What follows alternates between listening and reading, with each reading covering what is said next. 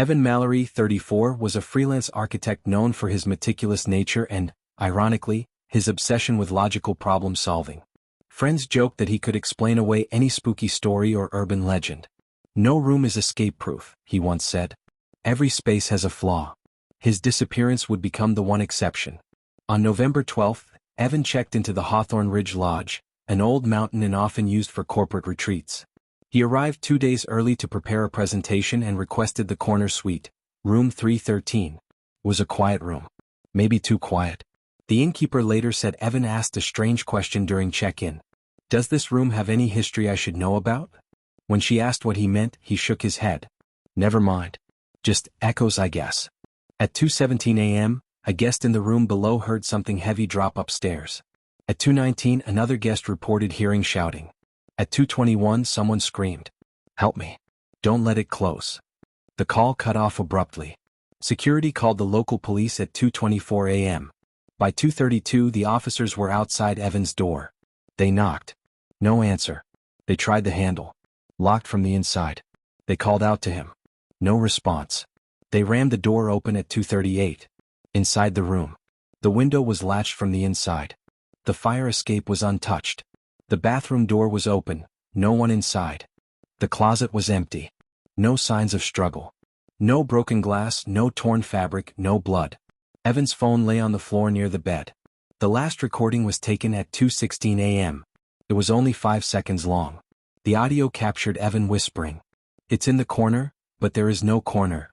The room had 4 corners. Ordinary. Symmetrical.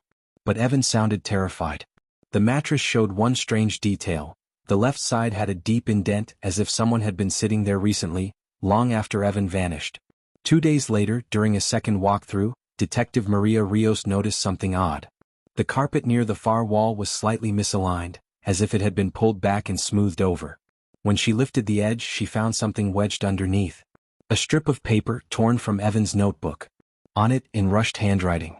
"The room isn't shaped the way it looks. It's bigger or thinner. It keeps changing when I'm not looking." On the other side, a second message.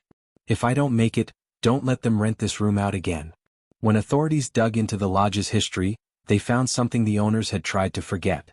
Room 313 had been involved in 2 previous incidents.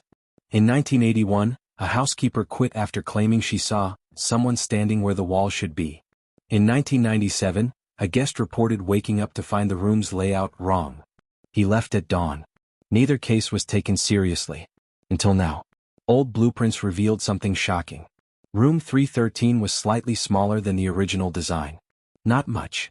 Just enough that a narrow sliver space existed behind the north wall. But there was no door. No access point. No explanation. The space wasn't supposed to exist. Investigators now speculate 3 possibilities. 1. Human intervention. Someone could have hidden in the sliver space, locked the door from inside, then escaped through a hidden mechanism. But no such mechanism has ever been found. 2. Psychological breakdown. Evan panicked and fled. But the room was sealed. And the scream heard by multiple witnesses was undeniably real. 3. Structural anomaly.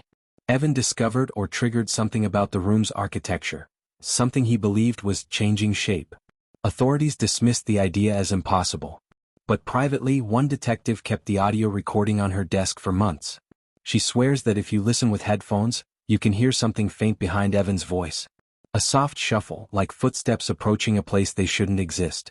Hawthorne Ridge Lodge quietly renovated room 313. The walls were torn out. The floor replaced. The layout changed entirely. But construction workers reported hearing noises behind the walls, spaces that should have been empty. One worker quit after claiming he felt someone breathing behind him while he was sealing the drywall. The room is now listed as storage only. The door has been permanently locked. But guests still claim that late at night, if you walk past that hallway, you can hear a faint knock. Coming from inside the room that no one is allowed to enter anymore.